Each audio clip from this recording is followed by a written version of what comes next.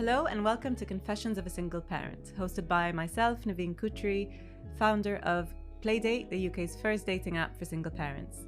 On this podcast series, we'll be speaking to other single parents to share their experiences about being a single parent, dating as a single parent, and all the joys and struggles that come with being a single parent.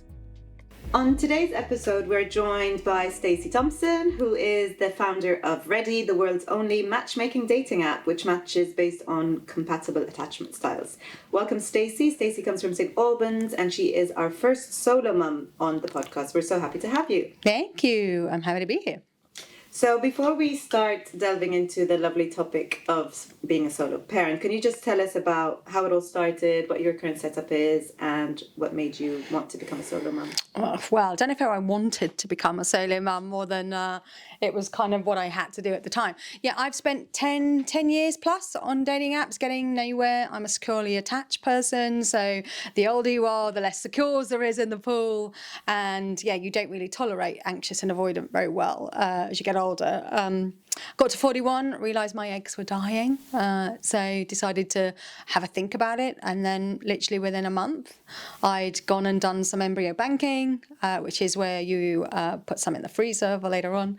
And then 2 months later, I went in my first IVF cycle, which resulted in Milo, who's now almost 2 in August. So went very quickly. I'm obviously living in St. Albans, just me and him. There's no family around, so a little bit less, I guess, typical of some single parents, as in they normally have a bit more family. Sometimes they have an ex-husband, ex-partner, etc. But yeah, that's pretty much it in a nutshell. That's amazing, and you're quite lucky that it happened from the first round, because I know a lot of people that do 2, 3, 4, 5, 6. So did you go into it thinking, oh, I'll probably do this a couple of times? Did you have high hopes that would happen from the first time? Were you prepared? Do you know what? Because I never went into it thinking this is such the be all and end all for me. Like, I think some people definitely go into it and think, I desperately want a child will complete me. I didn't have that. I had a great life. It was more a case of, I have options now. In 5 years, I won't have options, and I didn't want to not have the choice. So I kind of thought, do you know what, let's give it a go. Wasn't willing to, excuse the expression, flog a dead horse.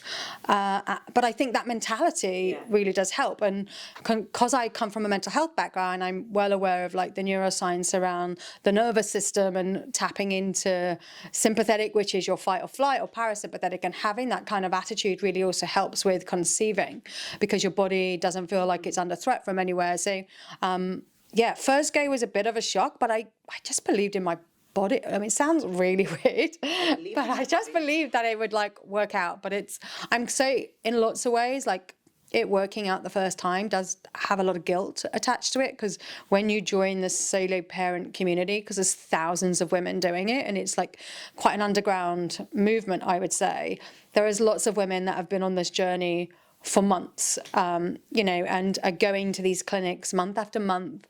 They've got cysts, they've got something else wrong, they're not getting any eggs, or they're getting pregnant and then they're miscarrying, and then suddenly I rock up and like 3 months later I'm pregnant. But I think in a lot of ways it happening so quick was probably also helpful, because I didn't have time to change my mind. Yeah, I think that's fantastic. And how was pregnancy for you? Did you Pregnancy was weird. I mean, I got pregnant probably on the latter part of the pandemic, so all of my clinic appointments was all on my own. I not to frighten anyone off the concept of IVF, but it's not a pleasant experience, right? Like, when you're lying on a bed and you're getting put to sleep so someone can take your eggs off you, or you're getting a tube inserted into you with your embryo, that is not how you imagine throughout your life how you were going to conceive your child or have a child or a family. So it was kind of quite a strange experience. And also I think the pregnancy felt quite existential. Lots of kind of thoughts came to my mind about the fact that I was carrying a baby to someone I'd never met, how that weirded me out. But again, I think just my background in mental health was just so important, because I was able to understand that it's pretty normal to have those thoughts and those feelings, and as long as like they don't carry on or really mean anything to me, then it was okay. But I definitely I definitely think that some people just have this fluffy pregnancy and just really love being pregnant. And I personally think, because obviously I know a lot about science and personalities, is that if you feel the world more, so if you're more neurotic, like because I'm right low on the neurosis scale, I think you're just more sensitive to that kind of stuff and you feel a lot more, whereas it just was a means to an end. And kind of like when you get pelvic curdle pain and you can't sleep and your feet are the size of elephants, I mean, it's not exactly pleasant, is it? So, I mean, you've had a child, so you know yourself. I do know. I've actually, so after I gave birth, my feet obviously expanded. Yeah. And they're now a size bigger. They never Really? They never shrunk back, so now I'm a size bigger. God, my feet were size 7 or something in the summer. So Milo's now nearly 2. Yeah. Have you thought about when he gets to an age where he starts asking those questions? Yeah. About, do I have a dad? Where's my dad? Have you thought about how you're going to explain it to Milo? No. I mean, you see loads of things. You see examples, people saying how they've told the child. There's books out there now. But Milo's going to know no different. I think I'm more conscious myself of like stories with fathers in, songs with fathers in, Father's Day. Yeah. He's got no comprehension. Like, I think just last Christmas, like the nursery had a locum working, and like I got a Christmas card to say to mum and dad. Like, can I say that those types of things? Like, I'm like, if Milo was a little bit older, like he would really like be confused by that. Yeah.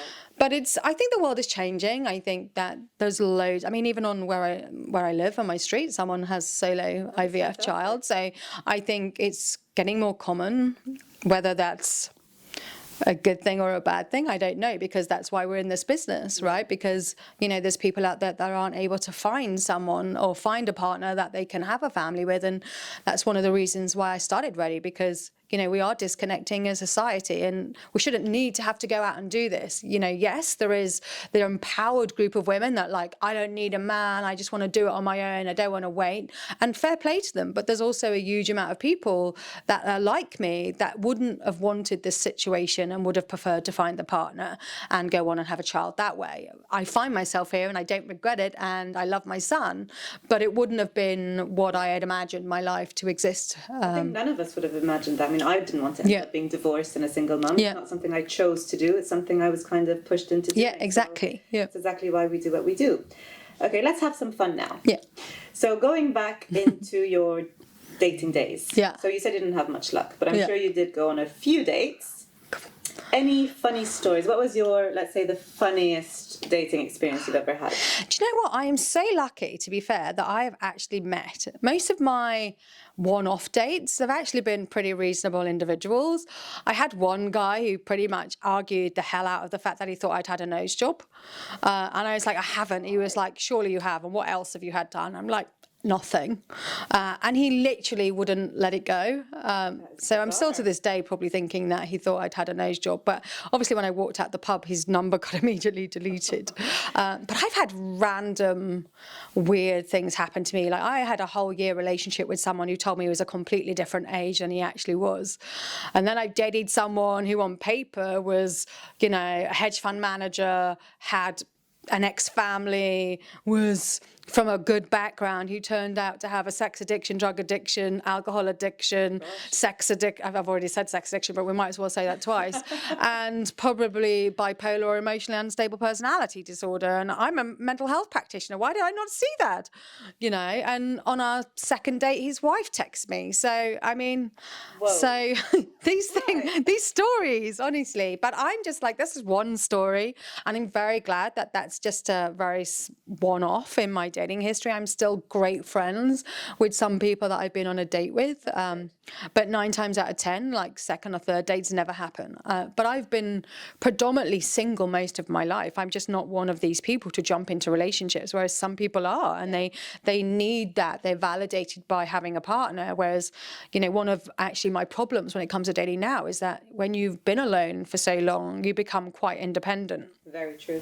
And you need someone to contribute or make your life better, because actually you're good for your life as it is, and you don't need someone to do certain things for you. So I think that's the only problem when you've spent the majority of your life as a solo. Yeah. I don't think that's so much a problem. I think that kind of makes you I don't know. I'd like like someone to make my tea and take my dog out for a walk, definitely. Have you had any dates post Milo or with Milo? I've only had 2, and they were a long time ago. So technically it's been, without those 2, I probably haven't been on an actual date in about 3-4 years, which is crazy. It's not that I want for trying, I just can't find a date. And there was a pandemic and lockdown. But this one guy I went for lunch with, and he was really, really nice, but it was really bizarre. I was having a BLT like panini, and obviously it was messy. Yeah. And Milo was only like 3 months old or something, and he was on my lap because he'd woken up, and he was like, "Do you want me to hold him?" I was like, "That's weird." No, thank you. I'll eat my BLT. He'll go back in that pram, thank you. And then one other, I went for dinner with him, and he was so into having a family that he just started talking about my family, my son, as if he was in his life already, and that also weirded me out.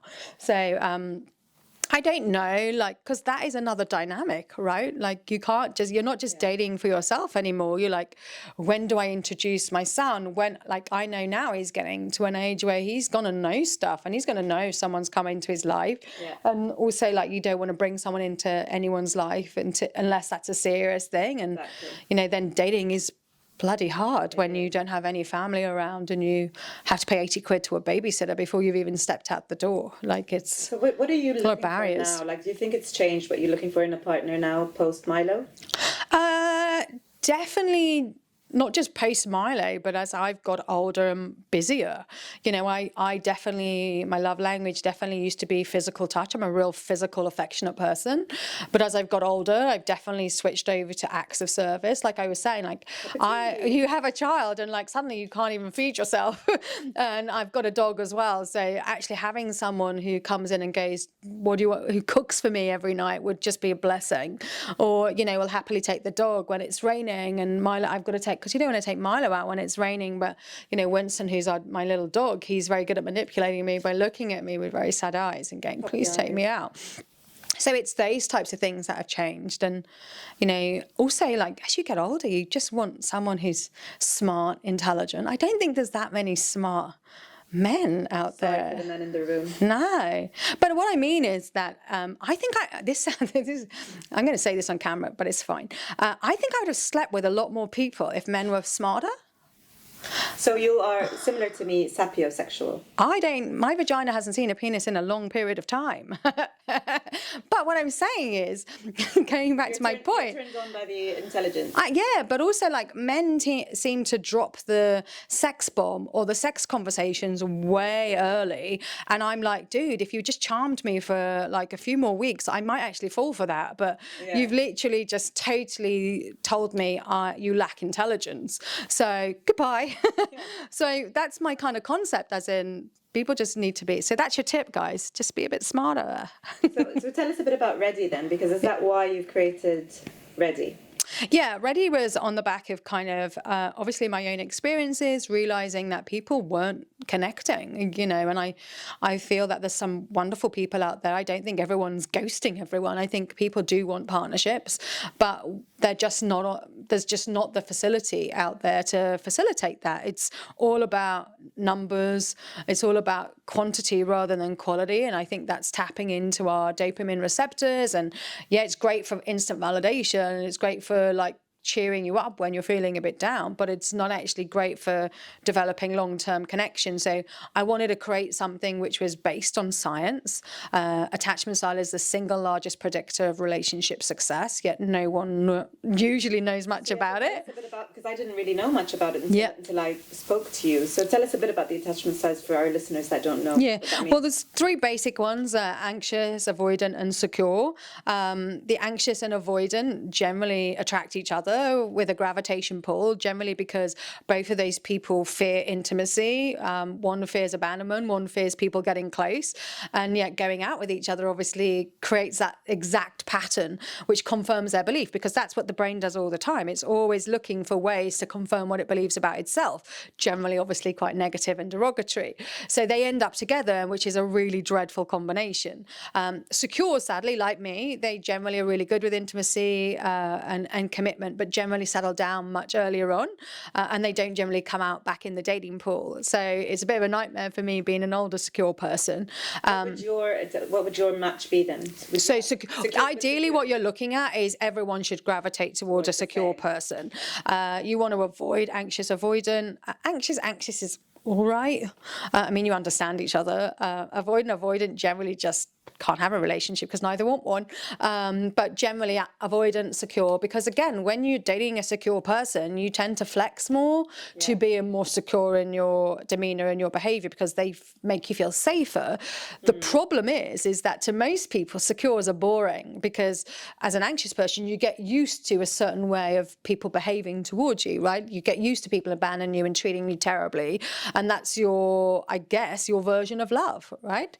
You know, so you gravitate towards that and it's predictable. Whereas if you then go out with a secure person and they're not creating all of this drama and they're making you feel safe, you're like, I don't know what this is. It's unpredictable. Therefore, it's unsafe to me. So I'm going to go and look elsewhere. It's the same, like if you look at more serious kind of instances of abuse as children, people tend to gravitate towards abusive partners as an adult simply because that's their version of love. They don't know any other version. Yeah, and it's predictable. So, like I say, it's the single largest predictor of relationship success. People need to know what their attachment style is. And if you want to date more intelligently, like we spend so much time learning, going to university, finding the right jobs, searching for the right jobs, finding the right skills, so much money in all of those things.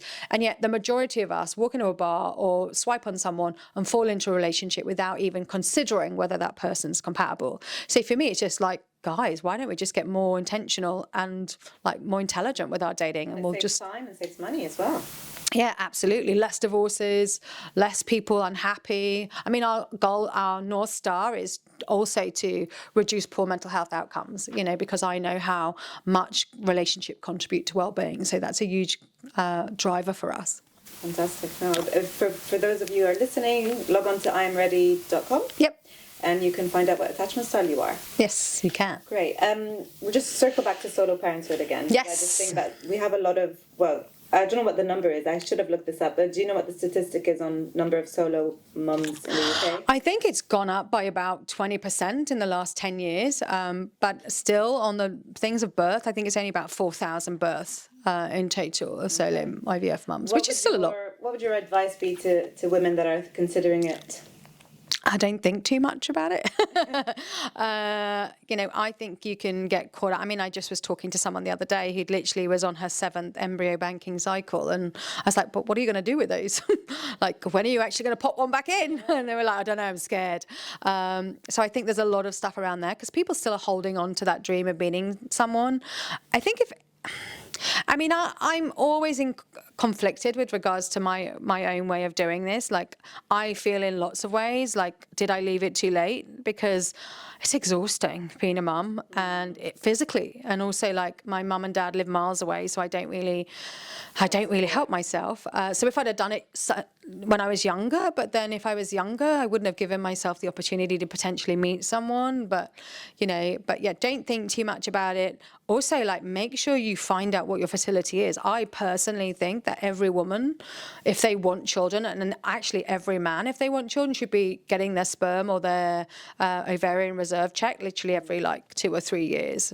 Okay. If you want kids. I mean, men think they can have kids whenever, and that's not true. And it's a costly exercise, isn't it? Oh, really costly, especially here in the UK. I had my IVF over in Greece, in Athens, so it was a little bit cheaper. But it's a costly thing. But most IVFs also, if you look at couples, 50% of the problem is male sperm. And I think there's this huge conversation about women fertility and freezing your eggs. And even companies now are popping it on the insurance, aren't they, so you can get it done. But yet men are not really being given any permission to talk about their fertility yet. At the age of 35, your fertility deteriorates quite significantly. And if you have why we all have this preconception that men. But it's just society, right? And first of all, not everyone wants to be Mick Jagger when they're having kids. And as far as I know, in the law of averages, the fact that he's had how many kids is probably because he's doing a lot of the S word. And yeah, like also if you're very stressed, you've got a very stressful job in the city, the likelihood is also you have a really low sperm count. And men are literally, there's no dialogue about that. So we also need to be able to give men permission to talk about that, and also for society to be more accepting of couples. But it goes back to the mental health argument, Naveen. I personally believe that organisations and consumerism doesn't want you to be happy and doesn't want you to be in a partnership, because if you did, their perception is you would work less hard and you'd buy less, which nobody wants you to do. They want to make money off of you. Yeah, and yet we've got this big mental health crisis, where the key to mental health crisis is connection and meaningful relationships. So there's a confliction going on somewhere, which is why I want to tell people you need to know all of this stuff and then make your own decision. Yeah. And that's what we're all about, really. And when you became a solo mum, how did you find society react to that? Did you find there was resources to support you? What was how did you take that? I mean, as a underworld, yes. I think there's a lot of Facebook groups, solo mum Facebook groups, etc. My parents were a little bit weirded out at the start, which again I think is quite normal.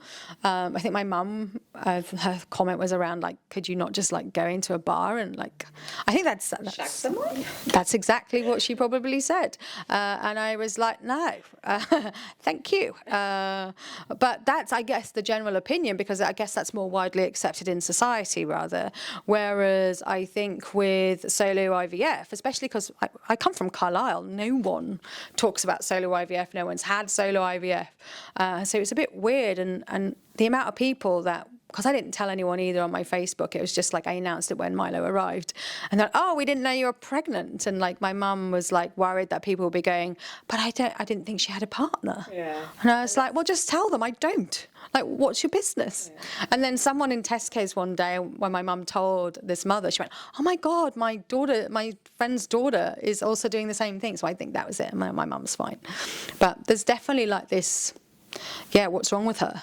Yeah, where's the dad? Yeah, and on dating, because I still was on dating apps throughout my pregnancy, and the amount of guys that said to me, oh, you should have came for me, so I have some sperm. And I was like, dude, I'm not desperate. Can I ask you a question about the sperm? Yes. Do you have a little tick list? So I want blonde, 6'4". Well, generally, I mean, it depends. So some sperm banks are a bit weird. So some in America, you get full picture of an adult and full picture as a child, and literally every single thing about him. There was a clinic also in Norway or something it's called Selma Diners, I think it was called, and they described this guy as being Captain America lookalike. I almost took him. He was hot, but I guess adorable, so. I guess you want to be looking at they do say that when even double donors, so obviously Milo's my egg, but some people have double donors, their child often still comes out looking like them, because obviously they've been grown in their womb, their blood, all of that kind of stuff, but pick similar characteristics to yourself. So actually I picked dark hair, green eyes, because I have green eyes. I wanted someone tall because my dad's small, but then apparently they take your side rather than the dad's side on height, apparently. Yeah, it's weird. And I wanted someone smart, intelligent, and family person, and I got a lawyer who was 6'3". He had green eyes, brown hair, and my son has got blonde hair with blue eyes. So I was expecting a ginger prince, and out popped a blondie. So I was gutted. Sorry, Milo, you're beautiful, but and he's incredibly cute. But he's got my character. He's incredibly funny, incredibly cheeky. Yeah, I still sometimes can't see myself in him. I can see my nephews in him, but not me. But I guess that's... When people see you together, can you tell that you're his mum? I don't know. I don't think so. He just looks like a cute baby. Aww. He's maybe got he's got a really small nose like me, but most babies do. Well, but you've had a nose job. Yeah. He's maybe got my eyes, but like I say, they're blue. How did that happen? But obviously ginger's a recessive gene, and I only found out afterwards that brown trumps red, because brown is the dominant gene. So if you mate with someone with brown hair, you generally will have brown-haired children. So my brother's also, his partner's brown hair. We've got 2 brown-haired nephews. And Milo's hair's now turning more brown. So He might. I'm hoping that he's got a ginger tinge later on, because I love ginger. I love ginger. I really wanted a ginger prince. He would have been epic. He's still epic. Of course he's epic. If he ever reads this, you're epic. Yeah, you're epic. I've got a question regarding dating. Go on. Yeah, go on. So, these dating, you mentioned about guys being smart. Yeah. Right?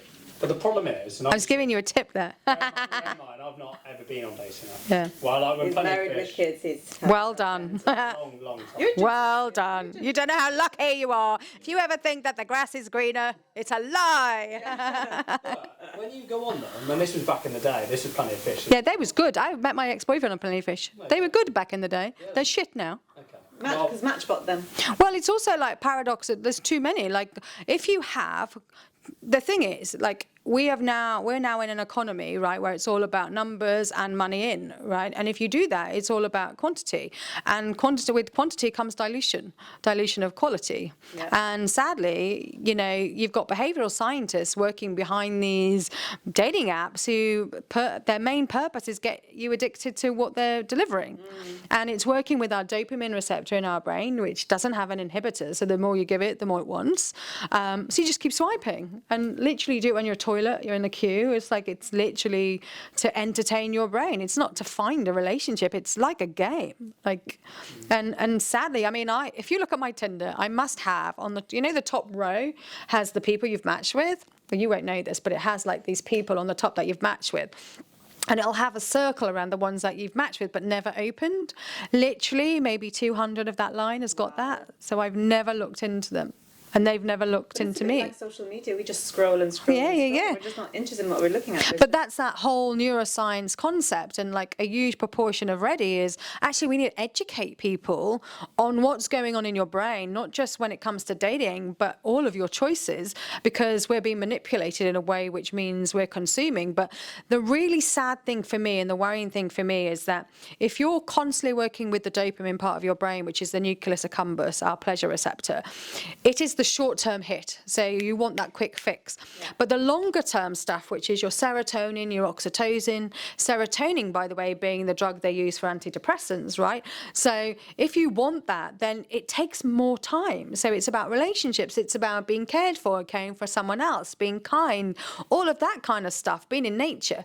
But that doesn't happen quickly, right? So the brain, given a choice, will always pick the quick fix because it wants something now. And because we have a zero tolerance for managing emotions anymore, we don't have any skills, we are literally heading into this dopamine crisis. So it's scary for me when I see things around and I go, dude, like, be more intelligent, invest in how your brain works and how it's being utilized every day by what's going on around you, and then make more conscious decisions, you know, and that's what will get us to the next stage in life. It's not, but we're constantly looking for easy, because you can see the dopamine addiction. We're looking for ease all the time, like give me more, find more. And just today, launch of Thread, Meta has Instagram have just launched, Meta's just launched this Thread in against Twitter. And I'm like, oh my God, the cat fight. Let's let it begin. Again, it's another like, let's try something else. Let's give you more. That's the whole concept with AI and why we're frightened, right? Because you've got these AI companies in competition with each other, constantly trying to outbeat each other. And as a consequence, what does that mean for the layperson who's actually using them? Like, it's crazy. Yeah, and that's my point. From a bloke's perspective. Yeah. Because unfortunately, we are just run a little bit by our penises. You're not though, you know. A little. Well, okay. That's also that's a belief system. Okay. Believe it or not. But I feel like this is a little therapy session. There's an article on my website. You should. I don't know if I've done it yet or published it yet, but there's an article about exactly that. That's about biology. So basically, both sexes will look for the most attractive because it's all. Forget all of the other stuff. It's about innately in us about whether we're going to create a beautiful offspring.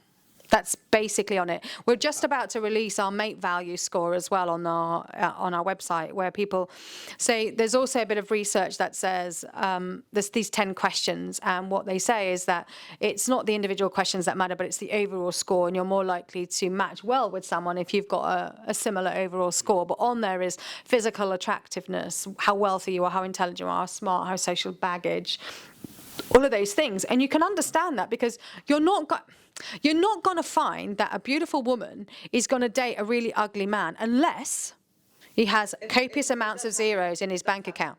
But he has to have the zeros in the bank account. Let's not lie. This is true fact.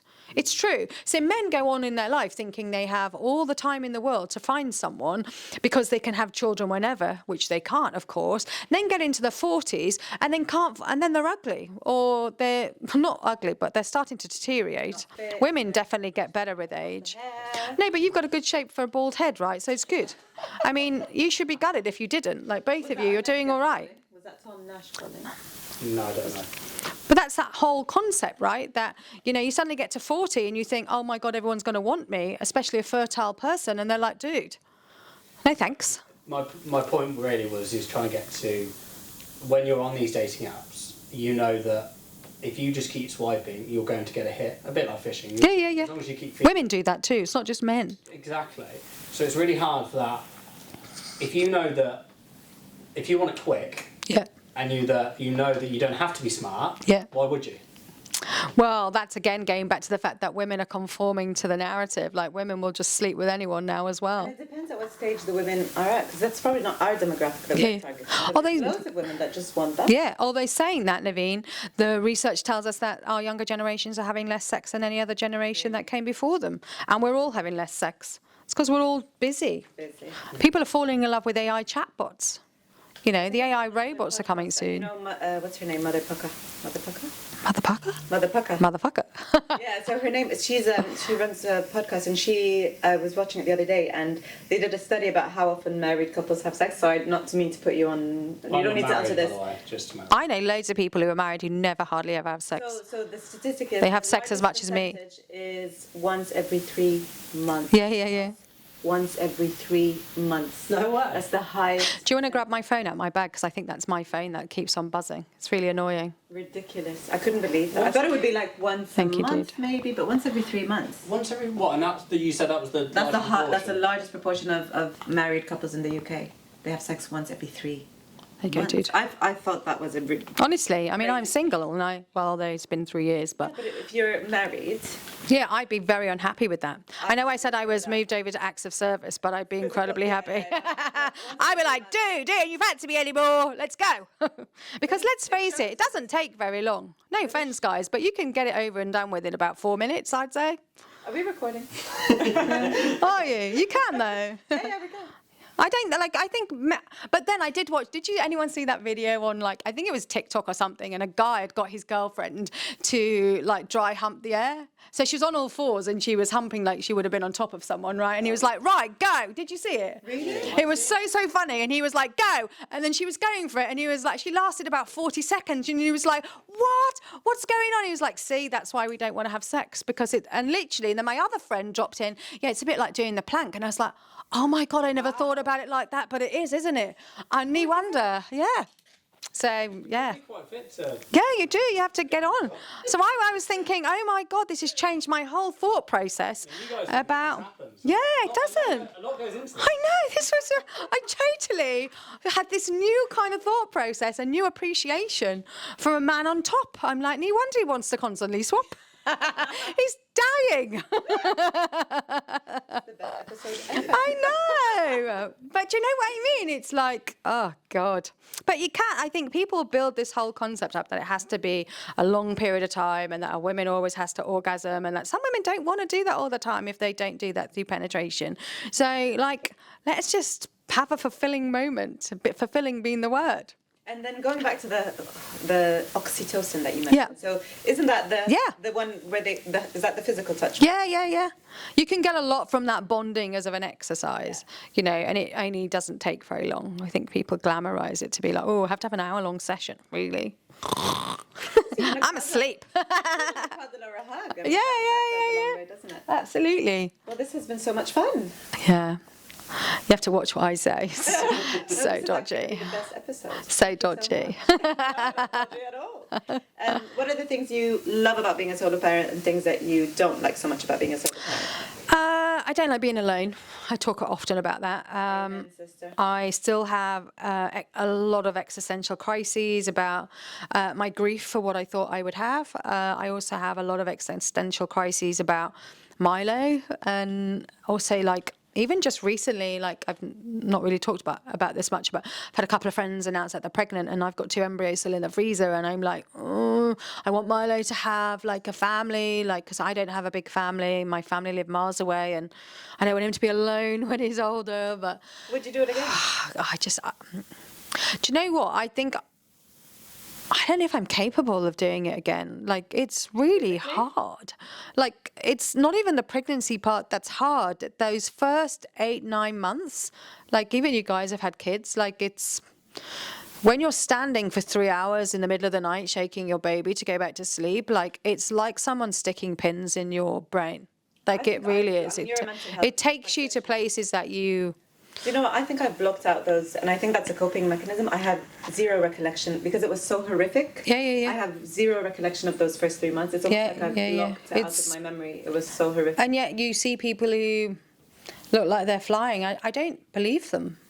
I literally don't believe them. I wish people would be more honest about it. And also, like, since becoming a mother, I've become so much more like in awe of any other mother. And actually, I used to say that anyone who had more than 2 was psychotic, literally, or deluded.